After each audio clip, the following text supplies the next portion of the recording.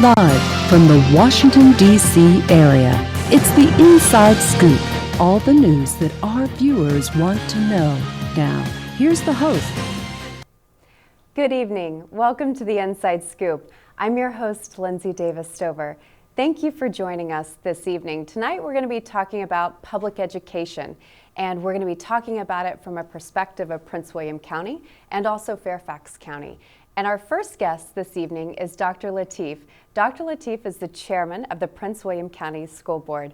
Thank you so much for being with us. Well, thank you for having me. I'm excited to be here. Well, good. Well, let's kick it off on public education. Sure. Let's start out with the importance and why we in Virginia should want to have strong public schools and a strong public education system. Well, that's a great question. I think we already have a really strong public education in especially Northern Virginia and in some of our other areas.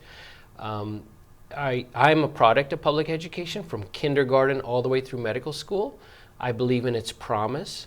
I believe in its mission to educate citizens, to do everything they can to be good citizens, to collaborate, to communicate, to do all the things we need to do. I think public education gives opportunities to so many, and making sure it's as strong as it can be, I think, is the first mission I think our government has to do. And if we do that, it goes a long way at solving a lot of other problems. It absolutely does. And so many families move to Northern Virginia because our public schools are so strong. Yes. And so it is definitely a top issue every year when campaigns are out in the field, when people are voting. Education and healthcare are always the 1 and 2 issues in our area. Absolutely. And you know, so many people talk about where are you going to live, where are you going to move, what schools are you near, and how important that is to folks. And it matters to everybody. And I think it's the one thing, I think, for example, Amazon has chosen our area, and one of the things they chose our area for was our education level, our ability to provide employees to a high-tech company like that. Micron just invested $3 billion in Manassas City that they've announced over the next 10 years. And so for us in Prince William County, making sure we educate the workforce for those jobs is so critical. But I think we've done a great job. I think Governor McAuliffe, Governor Northam have done a great job in investing in education to make those kinds of companies choose us. And I think Fairfax, for example, and Arlington and Loudoun and now Prince William are making those investments to keep up with that reputation of being really good for education. Absolutely. It's great for families, but you make a really good point that it's also great for the economics of our area and attracting new businesses and more jobs to our area. And that's one of the things I want to build off of. You know, we have watched our legislators at the state level do some incredible work this last month and a half in Richmond.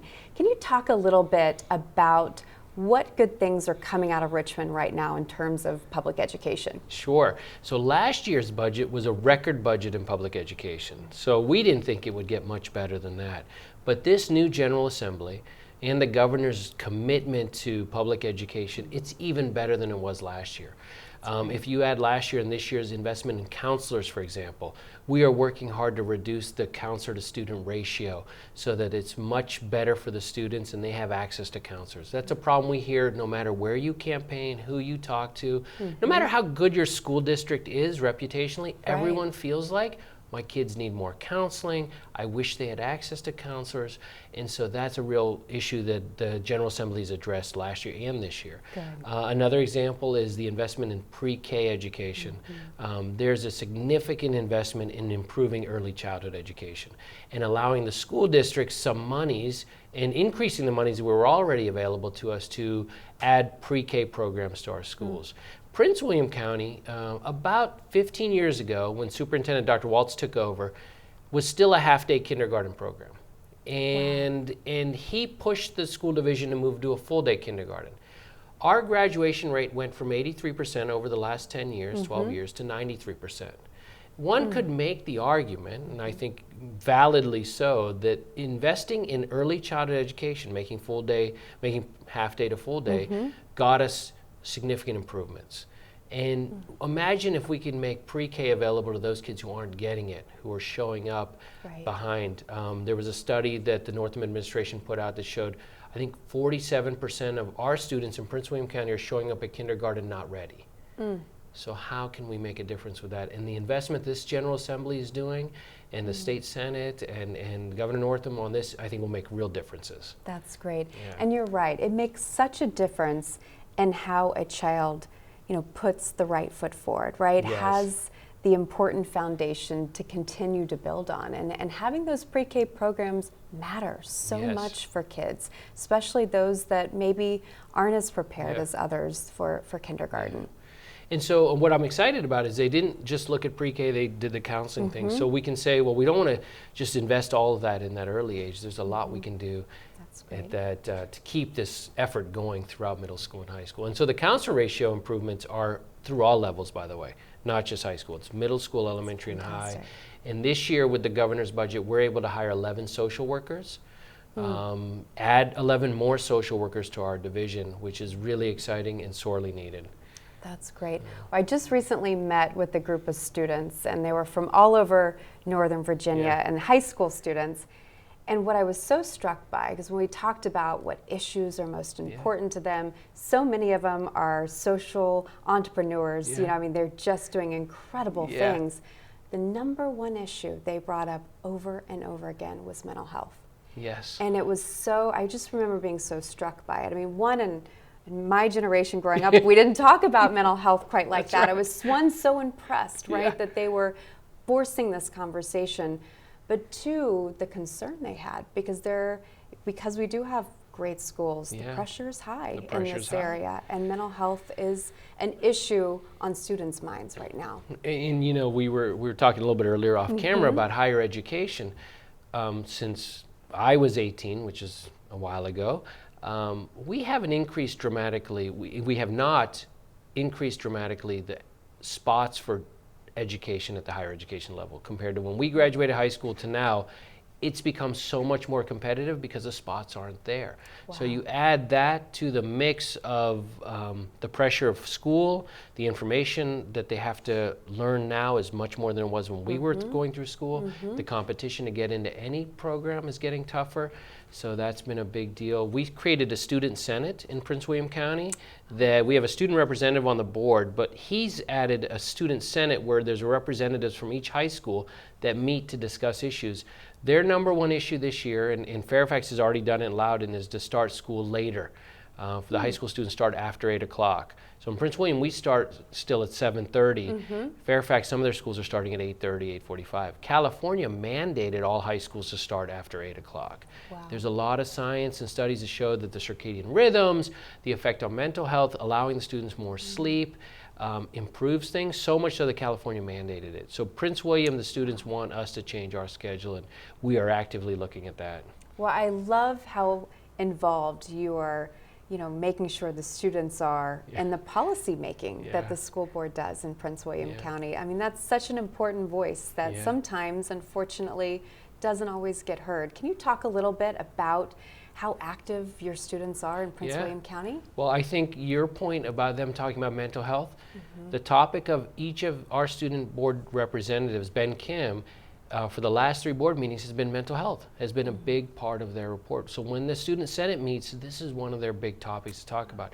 So hiring social workers, improving our counseling, getting parents more engaged in how their students are doing and what opportunities exist, are all things very helpful. And students are crying out for that, right? I think I find that when we talk to people, they always sort of poo-poo the next generation and say they don't work so hard. I haven't met a generation so interested in making the world a better place. They are interested in learning, they're interested in profits, but they're interested more in social progress. You've never met some folks, I will tell you that when I go to the commencement ceremonies and the award ceremonies, I am more confident in the ability of our children to lead this country than I am right now with some of the folks we have in office. Sure. Yeah. Well, it's nice to have some point of hope, Yeah. right? That's right. I think the news That's sometimes right. can be a lot Yeah, right now, yeah. and to be able to interact Yeah. with these students and Oh, these children, it's exciting. you know that Yeah. we're in good hands. That's I think it's so. incredible. And having them on the board and having them sit at the dais Mm-hmm. and talk to us about their concerns is really important. That's great. Yeah. Now, you have experience not only as chairman of the school board, Yeah. but you also serve on the board at UVA. Yeah. So you really are looking at education from not only K through 12, Yeah. but through college and Yes. graduate programs. Can you talk a little bit from that perspective? Yeah.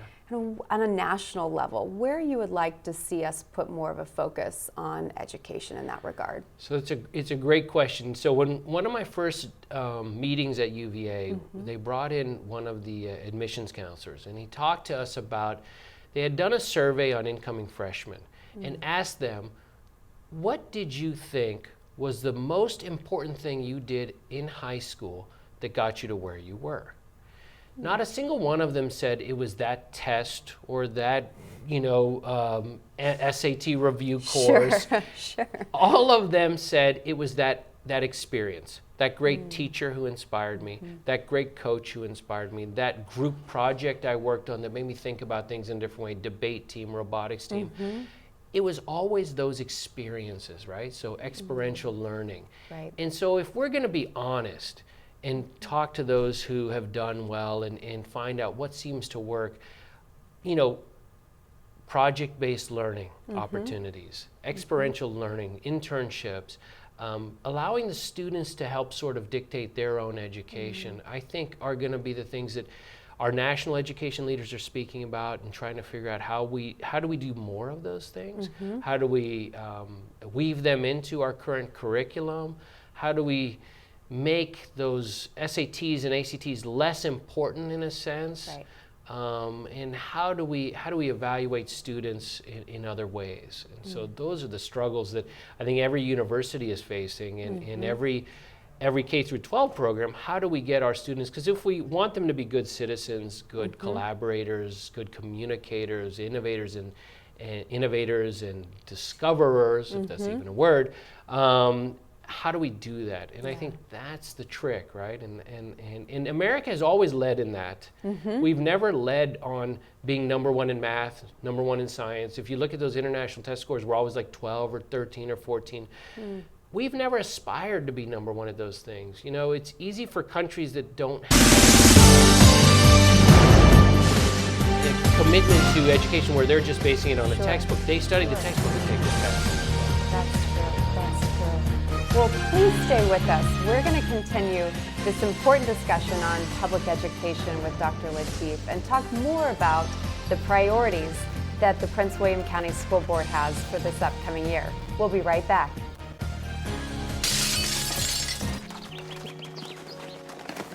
Nice going, Spencer! I can't believe we broke Old Man Hennessy's window. Correction, dude. You broke. I just threw the ball. This is really bad. What are we gonna do? We? Go to the door, ask for the ball back. Are you serious? It's my ball, Myrtlebeck. You're so dead. I'd run away. Yeah, to Uruguay. Kiss your life goodbye. Sorry. Let's go. Yeah. Remember me and your well. Nice one. Some friends you are.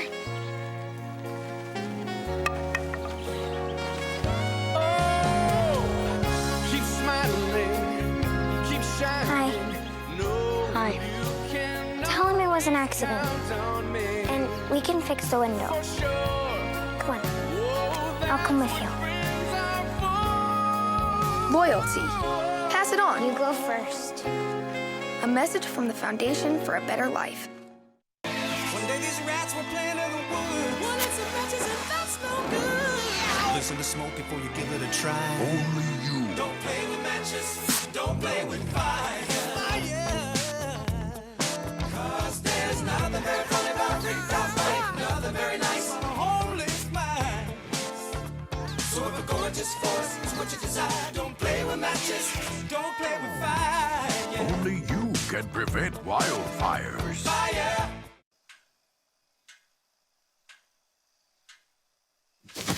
Awkward. I'm the awkward silence. You try to avoid me, then there I am again. But an awkward silence can be a great thing. Like Kelly here is about to demonstrate. You haven't really been yourself lately. Are you okay? Find out how you can help a friend with their mental health at seizetheawkward.org. We're back to the Inside Scoop. Here again, your host. Welcome back to the Inside Scoop. I'm your host, Lindsey Davis Stover, and we're continuing our conversation this segment with Dr. Lateef and talking about public education and the importance of public education in our state and in our country.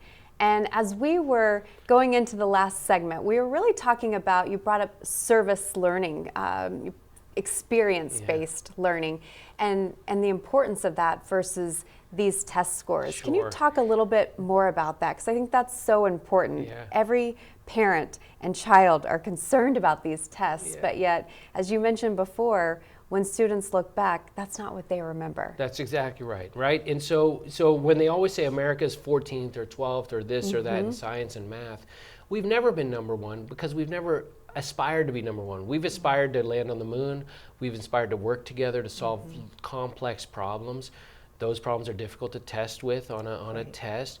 But our goals are to teach people how to collaborate and communicate. People from around the world want to come to our universities because we do that better than anyone else.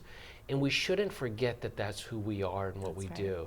And if we continue to go down this road of caring what the scores are so much, and we forget that we have to teach all these other things, you know, how to be good citizens, how to communicate, I think we're going to forget who we are. And that's I think what most people who come to America and immigrate for will tell you, this is what the Americans do best. They communicate and collaborate and work together to solve big problems better than anyone else in the world does. And that's what we need to continue to teach and find that sort of magic again and make sure we're doing it for everybody. Absolutely. I mean, I think those critical thinking skills, right? I mean, can make or break whether or not a business is successful. And, you know, as Americans, we are known for creating, right? And continuing to really make sure we have programs in our schools that allow that and foster that creativity is so important. So important. Absolutely. Well, let's talk a little bit about your priorities on the county level. This is a new year. You have new set of supervisors, school board members. Talk a little bit about how you would like to see the priorities play out in terms of public education in Prince William County. Well, listen, I mean, I ran 2 elections now to run a special election in this one, and so everyone is tired of hearing me talk about this stuff, but I talked about student success. I called it the 4 S's, and I have a 5th S now, but student success, safety and security, space and infrastructure, salaries, and my newest one is sustainability. And you know, Prince William County has the lowest paid teachers in the region. We have the most crowded classrooms. And so we made really significant efforts last year in improving our budget to address some of those concerns. We're doing that again this year. We have a very favorable budget coming from the state, as we talked about earlier. The County Board of Supervisors has changed control, and we have Chair Ann Wheeler and a number of other great candidates who won, who have committed to improving education. So I think we'll see significant investment in education from the county, local government as well, similar to what you're doing in Fairfax, similar to what they're doing in Arlington and in Loudoun, and we're going to make some headway in that direction to address all these things, such as improving our salaries for our teachers. We lose a lot of them to Fairfax and Loudoun and Arlington because of the big salary differentials. We want to make sure that they're also happy here, that we create an environment where they want to stay, so they're not loaded with 30 kids in a classroom. So we want to improve that. And so addressing those things, all of those things actually help lead to improved student success and performance. We want to make sure that we're doing, and we have great programs. We have an aviation mechanics program that we're starting in 2 of our high schools, because we have an aviation mechanics school in Manassas City that we're teaming up with. There are 56, I think something like 200,000 jobs worldwide for aviation mechanics that cannot be filled. 56,000 alone in the East Coast of the United States. If you look out your window of the airplane, you'll see the average age of the aviation mechanic is probably a little on the older side. And so we want to encourage people to go to those fields, and those fields pay really well. I think starting salaries are like close to $50,000. That's and great. And so we're going to start some programs like that. So those are some of the innovative things we're doing, along with making sure we're expanding our governor's school and making sure that we're doing everything for all students and no one's really forgotten. That's so important. And I love how you're focusing really on career development early on. I think that's so important because many times, you know, graduation comes and students don't know yet what the next steps are. Can you talk a little bit more about the importance of really focusing on that career development while students are in middle school, high school age, so they can start thinking about those things? I think you're absolutely correct. In being in Northern Virginia, where the competition for jobs is fierce, and there are also a lot of wonderful opportunities. We have great partners with George Mason, Nova Community College. So even at our elementary level, we're doing programs with robotics with the community college and the university. Great. We're allowing students who normally wouldn't see a university campus walk over there. We have 2 Nova Community College campuses, one in Manassas, one in Woodbridge. So we have our students really taking advantage of those partnerships and those opportunities. We are working hard to engage parents so that they understand what opportunities exist. And I think the earlier you engage parents at the sort of elementary and middle school level, to start thinking about what opportunities our high schools have. We have a fine and performing arts high school. We have IT programs in our high schools. We have even an agricultural program where we grow some of the best turf field grass, and one of our high school wins national awards at Brentsville High School. That's incredible. Yeah, our turf is great, and it's been like recognized nationally. So we have so many different opportunities for so many interests. And I think, as you and I mentioned earlier, I mean, encouraging students to pursue their interests, right, will allow them to be successful at it, number one, and their mental health to be better too, right? So we're not trying to, you know, push a square peg in a round hole, and letting them sort of find out what they're interested in. And that gets better with counseling and opportunities and good advisors and mentors. That's great. And so students that kind of want to explore these different interests, because you have everything from robotics to aviation, I mean, incredible agriculture programs. How do students learn about all of these different opportunities within the county?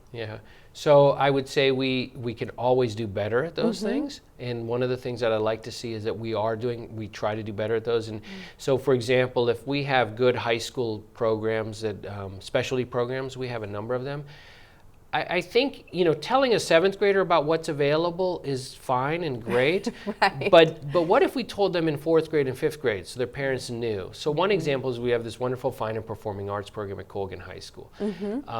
Say you're a student who loves ballet, and you're doing ballet all the time, and you've been doing it since 1st grade, and you're keeping track of all your ribbons and CDs and everything you've done. And so when it comes time to apply, you have this great application, right? But then we have that student who might be the best singer in the church, but hadn't thought about the fine and performing arts program, isn't doing anything formally, and at the last minute decides, late 7th grade, early 8th grade, oh, I want to apply to that fine and performing arts program. Well, that application isn't going to look like the student who had planned to do this for the whole run. Very good point. So and I give tremendous credit to the families and the parents who are planning to take advantage of the opportunities that are available, and we want to keep doing that. We want to make those opportunities known to everyone else, and help parents understand how best to plan for that, or how to take advantage of those opportunities, and that's improving parental engagement. And that's a struggle. That's key. That's our communication ability, and that's using all levels of our education process so that everyone understands the availability of programs moving out further. But the earlier we do it, I think, is helpful. That's right. Absolutely. Well, and you touched on an important point, parental engagement. And I know there are so many studies that the more involved parents can be in their child's education, ultimately the better they will do. They'll have more confidence, be more prepared for tests and activities. Can you talk a little bit more about the importance of parent involvement and what that really looks like for those parents that maybe are having children just starting in elementary school? What does that look like as they want to support their child through high school? So we have a huge range of people that live in Prince William County. We have families who are single mothers and fathers. We have folks working 2 jobs. We have new immigrants who've moved here who aren't familiar with our system. And so the challenges are incredible to get folks engaged, there's time. I think I haven't met a single parent who doesn't want to be engaged. Yeah. And so making sure we're offering opportunities, maybe on weekends and evenings, for parents to engage with the school, the administrators, the teachers, the faculty, making sure that the opportunities that we're offering the students are available at times when parents can come. My father was chairman of the criminal justice program at Youngstown State University in the 1990s, in late 80s. And it was a commuter school. Yeah. The largest major was criminal justice, and he said, I would love to make sure that every student who's working a job and who only comes at night can take all their major courses at night at some point in that 4 years. So they wouldn't have to take time off from their job, right? And so you could get a full 4-year degree at night if you chose to do that, night or evenings, right? Sure. So making those opportunities available, people take them. They really do. They really and so do. the idea that a new immigrant won't do it because he just, maybe the language is a barrier, providing translators, taking the fear out of showing up on parent-teacher night by having translators available, making sure the communication that goes back. And we do a lot of that, but I think we need to do it better and more of it. But then parents who are engaged and have the time, obviously we want them more engaged. Sure. And any programs that we can offer to get them more engaged is certainly helpful. And as you pointed out, those students typically do better as well. They do, and I think just having just that support system, right, Yeah. wrap around the student, Yeah. whether it's the parent, the teacher, the administrators, I think that's just such an important process because we are in an area where the pressure is high. Yes. And these students are dealing with a lot more than I know I dealt with growing up, right? Social That's right. media and all of That's these other right. Oh, pressures, yes. right? Yeah. And Yeah. it's so important that these students Yeah. have such a strong support system Yes. and a school board and a chairman of a Yeah. school board that takes their concerns into consideration like you do. I think that's incredible.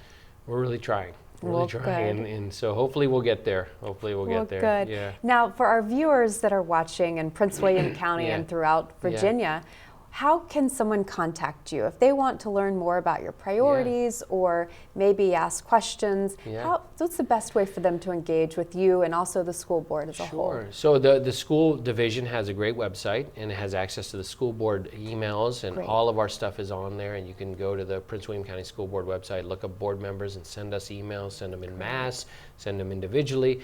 We get a lot of emails.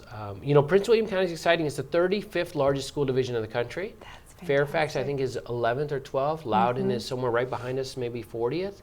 We have 91,000 students. It's almost 69% of the students are of an ethnic minority. And we have some tremendous strengths, and that's in our diversity. And so I'd love to talk more about that one day as well. Yes, Yeah. well, we would love to have you back on the show. Thank you so much for being with us. It was such a treat to be able to talk to you this evening. I appreciate it. We covered a lot of stuff, and I look forward to doing it again one day. We did. Thank you. Well, please stay with us.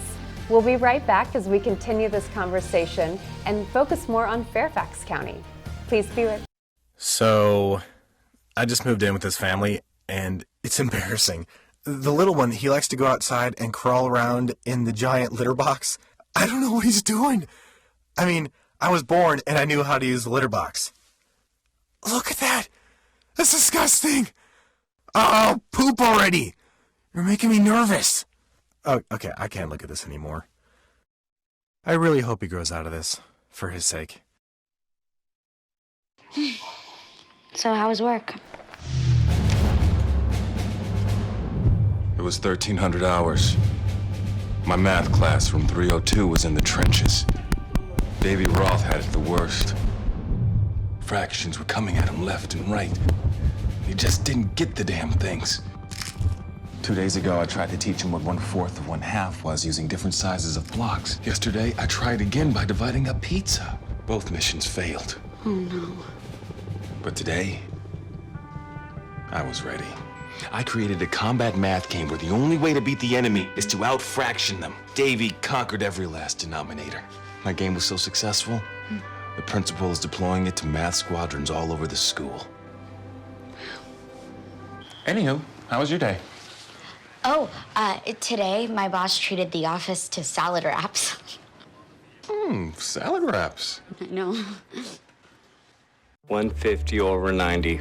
180 over 111. 160 over 110. I had a stroke. This is what high blood pressure looks like. You might not feel its symptoms, but the results from a stroke are far from invisible or silent. If you've come off your treatment plan, get back on it, or talk with your doctor to create an exercise, diet, and medication plan that works for you.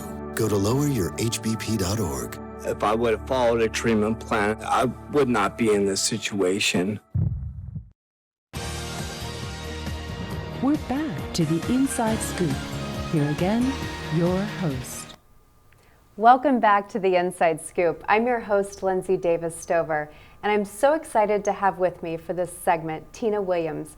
Tina is the president of the Fairfax County Federation of Teachers. Tina, thank you so much for being with us this evening. Thank you so much. I'm so excited for this opportunity to be here. Well, we're excited to have you.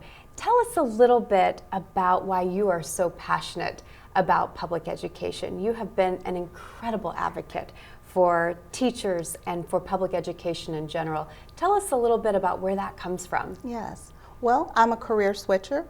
So I had started in the telecommunications field, and I found that I felt like I was just collecting a paycheck. And I wanted to do something meaningful with my life, something that made a difference. So I decided to go back to school and start looking and finding what my my interests and my passions were. And it was in service. So I went back to school to be a teacher. I got math certification to be middle school and high school math. And while I was working on that, I went back to school to be a school counselor as well. Wow. And I love it. Love the field, love working with children and making a difference, and supporting families and supporting our communities. That's great, and you have such an incredible perspective because you come at this not only as an educator and counselor, but also as a mother, right? Yes. Who had your children go through public school as well. So Yes. you come at this with so many different angles and perspectives, and I think that's probably what makes you such an incredible advocate.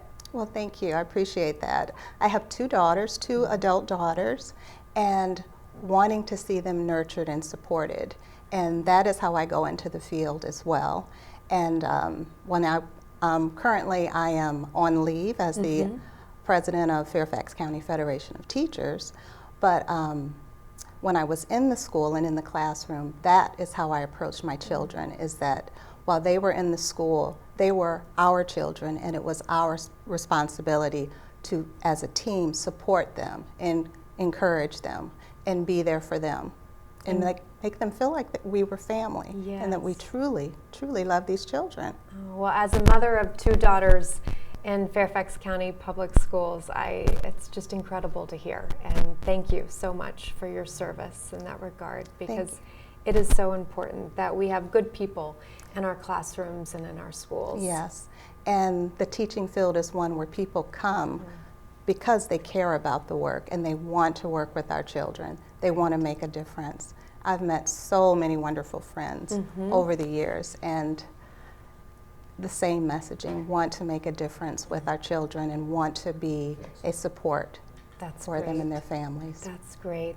Well, just recently in Fairfax County, our new school board that's made up of several new members just passed collective bargaining, which I know was something that you have been an advocate for many years, and so many of us feel like it was already time to have that passed. Can you talk a little bit about what that is and to what the pressure that puts on Richmond as our legislators are meeting down in Richmond creating new laws right now? Well, collective bargaining is a possibility. It is an opportunity for our educators to have a voice in what education looks like for our children.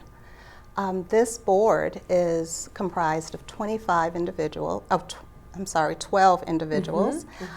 We have 8 new members, and we have the most diverse school board that we've ever had. That's fantastic. It's so exciting, and I'm so proud of this group. They have come together and they unanimously support collective bargaining for public sector workers. And what this means in Virginia is the possibility to join 47 other states who have collective bargaining. And public workers like teachers, firefighters, police officers, and nurses will have the opportunity to define what working conditions look like. And that will allow the community to be safer, having safer staffing ratios, having class sizes that truly serve our children, having the resources that our children need in the schools, in the classrooms, having the counselor ratios that we need.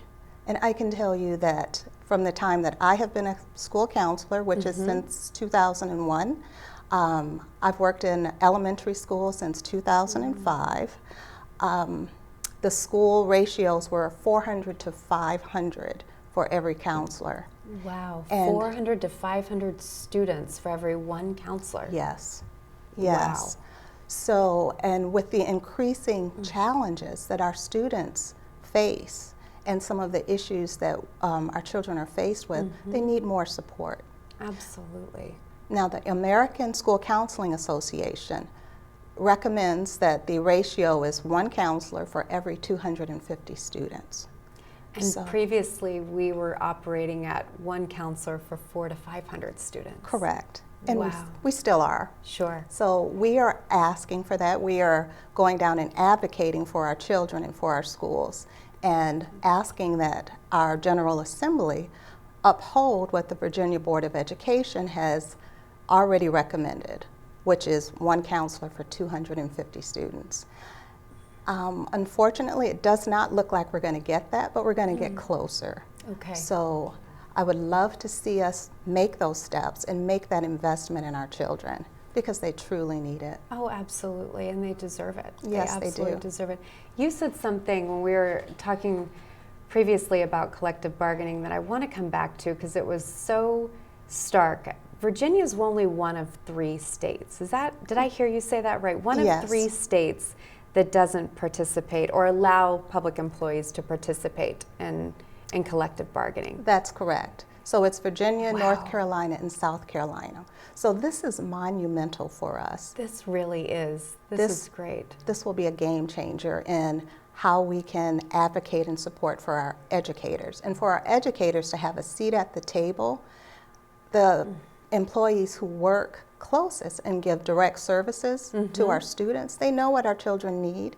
They know what the issues are, they know the resources that our children need, and they know the impacts of not having these support staff and all of the resources that our children need.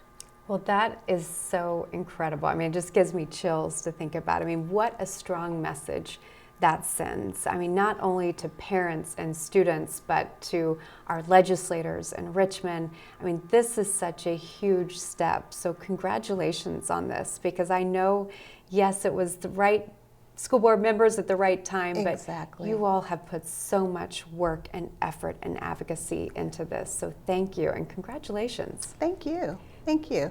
And to me, the message of our school board coming together, we are the 3rd largest employer in Virginia, the largest school district in Virginia, the 10th largest school district in our country. Wow. So this says that other localities can do this too. They can come together and support employees and make a big difference. Make a big difference for community. Yes, that's fantastic. And I mean, this will allow so much to happen. And I think that's what's really important. And you even brought up, you know, the counselor to student ratio. And while we might fall short in Richmond this time, tell us a little bit about that progress. And for our viewers watching us this evening, how can they get involved in that advocacy? Because I do hear all the time as an elementary school parent, that is one of the top issues, is the counselor doesn't have the ability and the time to really connect with the students in a way that they might need. And I'm sure that even gets more and more so as students go into high school. And I know we've talked about the pressures that students are having in Northern Virginia area. So talk a little bit about what getting closer looks like, and then also how can parents get involved in that? So one of the things that our community can do is contact legislators. Let them know their stories. Let them know that they want to see more school counselors and share the stories. So we're getting closer. I think right now it's they're looking at one counselor for every 300 to 375 students based on the grade level. But that's still not where we need to be, is it? That's right. And for the challenges that our students have, in Fairfax County, again, we have the 10th largest. We have a very diverse population with a lot of needs, a lot of unique needs. Sure. For example, 31% of our students are economically disadvantaged, 29% are English language learners, and almost 15% are students with disabilities. So, and with public education, 90% of our population goes to public schools. So we meet our children where we are, and we need to have the support. And many of our children have mental health needs. The teachers are the first ones to work with our children, but the counselors are usually that lifeline in terms of providing that mental support for our children. And often they provide it for the parents as well, and also share other resources in the community as well. And social workers do that as well. That's a great point. I think we often forget, right, that it's not just the support they're providing to the student, but in many regards it's also to the family as well. And that is a lot. So while it seems like we're getting closer in Richmond, we're still not where we need to be, especially given the needs of Fairfax County alone, much less the rest of the state. Right. And you had mentioned earlier that Fairfax County is the 11th largest district, or 10th largest district in the entire country. Yes. Wow. And that has, I mean, the diversity in our area is what makes it so incredible. Yes. But I can also see it's important to continue to have these services for our students to make sure that we stay one of the top school districts in the country. Yes, so we are. many people move here, right? Yes. For the good schools. Can you talk a little bit about the work you're doing to make sure that our schools stay strong here in Fairfax County? Because that is something we're definitely known for. Yes. Yes. So a lot of the things that we do are working with our employees to advocate and to empower them, knowing their rights, and also providing support in terms of if they are finding that they're having some concerns with the school district as well. So giving them the support they need and kind of a sounding board and guidelines of direction is something that you're able to do. Yes, and we bring concerns to the school district as well and advocate for those as well. One of the things that collective bargaining would do is bring us a way to do that so that we can have a voice in what that looks like and what the policies look like and define those. That's great. Well, please stay with us. We are going to continue this important conversation about public school and the future of public school here in Fairfax County. We'll be right back. There. Can I tell you a cat joke? Just kidding. Why did the girl ask the mushroom to dance? Because he was a fun guy. What do you call a pig that knows karate? Pork chop. Why was the basketball court all wet? Why? Because the players kept dribbling all over it. Can I tell you another one? So how does a tissue dance? Put a little boogie on it. What's Beethoven's favorite fruit? Banana. What is a boxer's favorite drink? Fruit punch.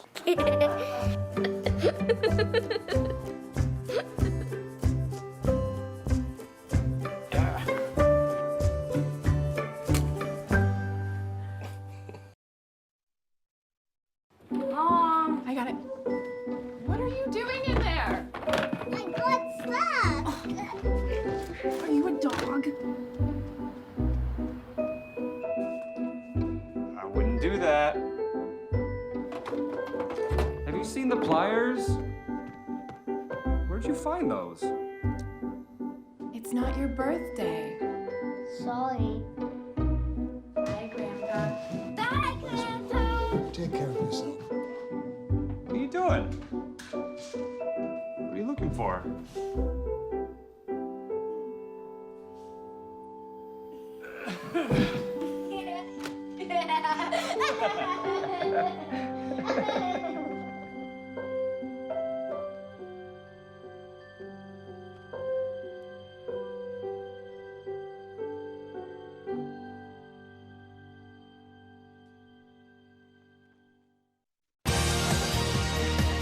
We're back to the Inside Scoop. Here again, your host. Welcome back to the Inside Scoop. I'm your host, Lindsey Davis Stover. And with us this evening is Tina Williams, and we're continuing our conversation. Tina is the president of Fairfax County Federation of Teachers and has been an incredible advocate for our children and our families and our teachers here in Fairfax County. Tina, thank you again for being with us. And I know as we finished the last segment, we were really kind of talking about the priorities. We had talked about collective bargaining, Yes. And making sure that we are able to do what we can to bring down the ratio of counselor to student ratio. Yes. Talk a little bit more about what the priorities here in terms of education are for Fairfax County. Okay. Well, that's a great question. Some of those priorities are having a livable wage for all employees. We know that this is a very expensive area to live in, so making sure that all of our professional educators have a livable wage. Recruitment and retention, because there's a teacher shortage in Virginia, but also nationally. There's also a substitute shortage. Not enough people wanting to come and substitute in the county, and also the staffing ratios as well, and classroom sizes. Sure, and I know as we have talked previously, what I was so struck by was how passionate you were about making sure we treat our teachers as professionals. Yes. Can you talk a little bit more about that? I think that's so important. Well, I think it's very important that the profession of education be, in fact, treated as a profession. Now, when you look at how other career choices, such as that have a license, which teachers have a license to teach. As a school counselor, I have to have a license as well. Any other profession that has similar education and experience is paid better. They have a voice on their job, and those things are important, and to be treated with dignity and respect. So those are some of the things that we struggle with, is in making sure that our profession is treated as such. So that's very important, and the pay will reflect that as well. And our educators, for counterparts in different fields with similar levels of experience and education, make 30% more than our teachers do. So that is a reflection of the level of respect that is given to the profession of education. And we always have people telling us, yes, education is so important, it's such a great field, and that yes, teachers should be paid and there should be full funding of education. But often education is the first item that's on the chopping block. And it's wrong. It absolutely is. In making sure that our teachers are supported and respected, and that their educational experience and voice is heard on the job too. They work closest with our children. They know exactly what our children need, and that's why they're there, is to help and support. And it's a team effort, that entire school building. So from the janitors, the custodial staff, the women who work in the kitchen, we're all eyes to support those children and that whole child. That is such an important point, that it isn't just the teacher interaction, it is the entire community within those schools that are supporting those children. And I think oftentimes when we talk about pay, sometimes that perspective can get lost. And I think that is such an important one, because it really isn't just one person alone, it is the entire community. Right, and often people say, well, I know teachers don't make that much money, as if it's okay. It's not okay. It's not. And most teachers work 2 or 3 jobs.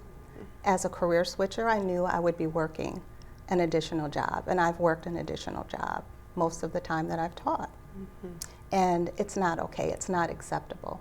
Teachers should have enough pay, and I say teachers, but I mean professional educators, right. because we're all, in fact, professional educators. Right.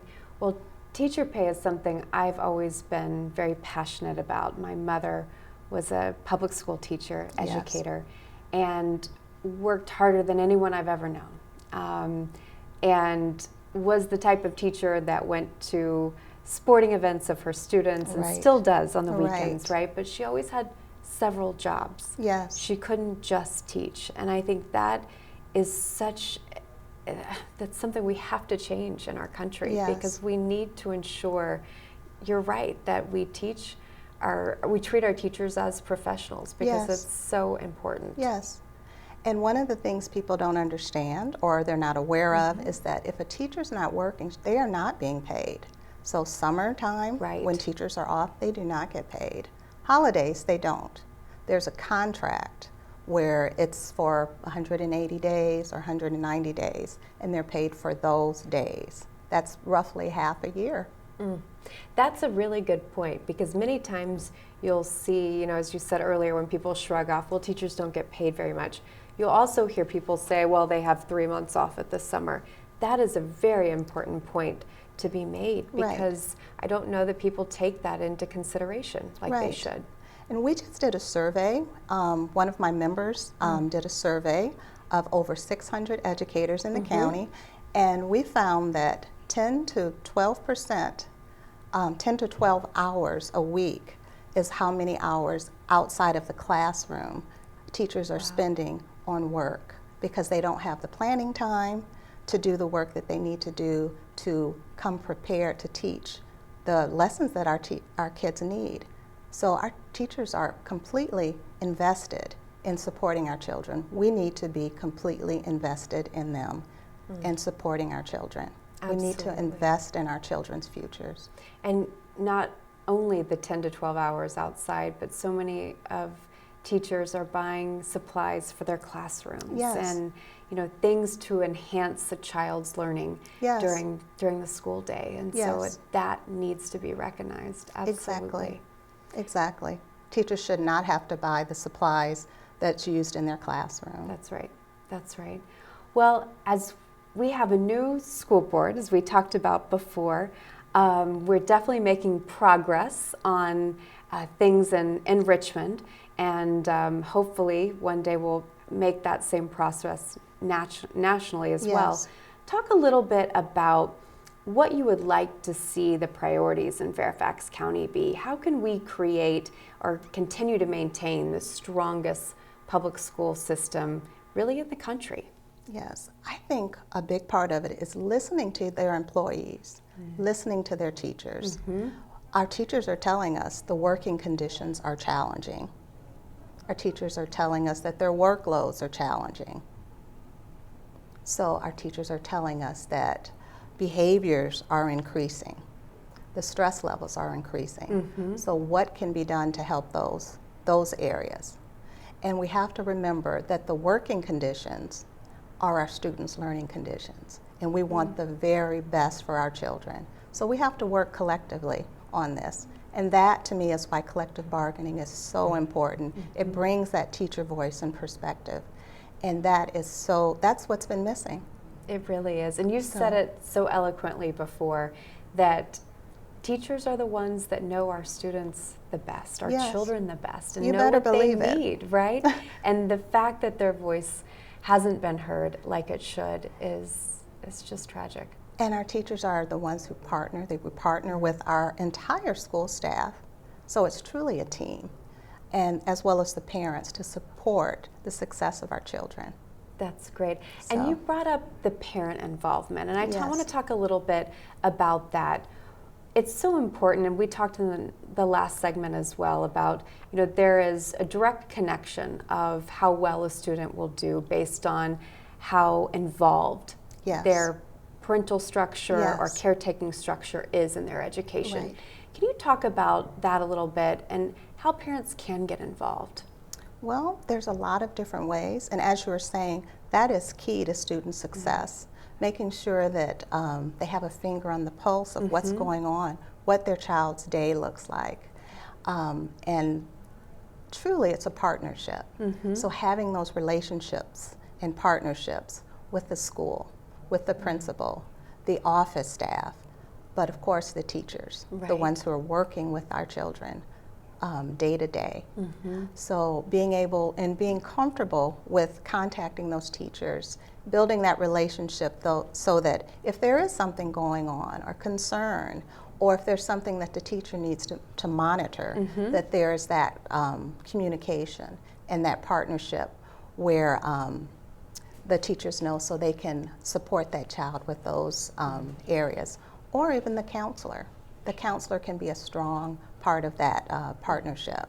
Absolutely. Being involved, whether it is going to back to school night, visiting with that teacher or phone calls, being involved with events that the school is having, being a face, a recognizable face, that makes a big difference so that people know that that parent is involved. Homework. Yes. Making sure that our students feel that education is a priority, is important, and seeing value in that. Helping our students have a study area and consistent times to study. Monitoring. Sometimes as the kids go on in middle school and high school, it can be a challenge academically, but we want to make sure that we are supporting them, recommending our kids go and visit their teachers if they have questions or struggles. The PTA has strong programs as well, so being a part of that, finding out what those programs are. But as much as possible, having those connections and having a relationship with the staff to support them. I mean, one of the key things you said was relationships and communications. Yes. And that has been a common thread of our entire discussion tonight is communication, right? Making sure our educators are heard, making sure our parents stay in communication with our educators. And it brings us to the point of one you made earlier, which is it really does take an entire community to educate our kids. Can you talk a little bit about that? Because I think that perspective is so important. I really feel it takes the village. And no one person can be everything to one person. So something that teacher might miss, maybe the school counselor can fill in and talk and have that relationship with that child. The custodial staff, they will recognize if a child isn't eating or if they don't have friend connections, and they will bring that information forward. So there's lots of ways that we can help. It's truly the village that supports our children. Well, thank you for being with us tonight. As a parent, I wish I was able to take notes. I'll have to go back and watch, but thank you for your advocacy Thank you so and much. your work. It's great to be here. Thank you. Thank you and good night.